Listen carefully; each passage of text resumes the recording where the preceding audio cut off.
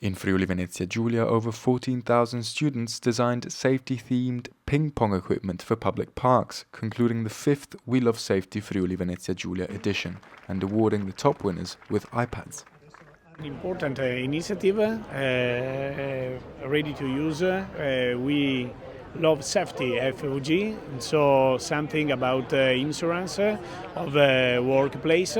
We inaugurate a new tennis table that is realized in the picture from the school of the region.